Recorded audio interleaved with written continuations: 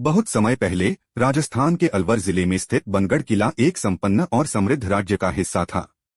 इस किले की रक्षा के लिए वहां एक वीर और साहसी रानी रत्नवती निवास करती थीं। कहा जाता है कि रानी रत्नवती न केवल अद्वितीय सुंदरता की मालकिन थीं, बल्कि अपनी बुद्धिमानी और वीरता के लिए भी प्रसिद्ध थीं। उनकी सुंदरता की चर्चा पूरे राज्य में थी और कई राजा और योद्धा उनसे विवाह करना चाहते थे। रानी रत्नवती की प्रसिद्धि एक काले जादूगर सिंधु सेवड़ा तक भी पहुंची, जो तांत्रिक विद्या में निपुण था।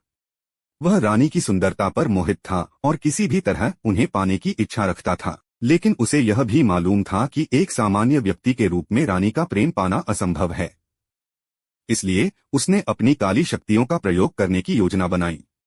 एक दिन जब रानी की दासियां बाजार में तेल खरीदने गईं, तो सिंधु सेवड़ा ने एक व्यापारी के रूप में भेष बदलकर तेल पर तंत्र मंत्र कर दिया। उसने ऐसा जादू किया कि यदि रानी उस तेल को अपने शरीर पर लगाती तो वह तुरंत उस जादूगर के वश में हो जाती और उसे अपना पति मान लेती। लेकिन रानी रत्नवती केवल सुंदर ही नहीं बल्कि बुद्धिमान भी थीं। उन्होंने तेल पर तंत्र मंत्र होने का आभास कर लिया। क्रोधित होकर उन्होंने वह तेल एक बड़े पत्थर पर गिरा दिया। जादूगर के काले जादू का असर ऐसा था कि जैसे ही तेल पत्थर पर गिरा, वह पत्थर हवा में उठ गया और सीधा जादूगर सिंधु सेवड़ा पर गिर पड़ा।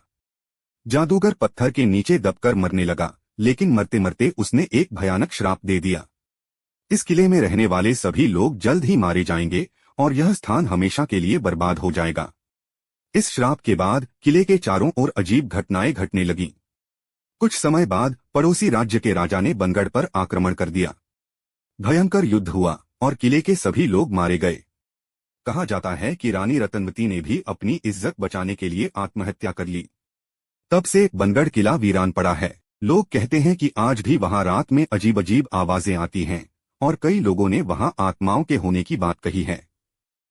भारतीय पुरातत्व सर्वेक्षण विभाग ने इस किले को भारत का सबसे डरावना स्थान घोषित कर दिया है और सूरज ढलने के बाद यहां प्रवेश वर्जित कर दिया गया है।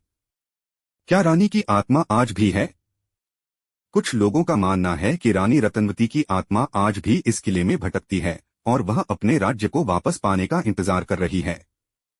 कोई नहीं जानता कि यह सिर्फ एक कहानी है या सच्चाई, लेकिन बनगढ़ किले की यह कथा सदियों से लोगों को रोमांचित करती आ रही है।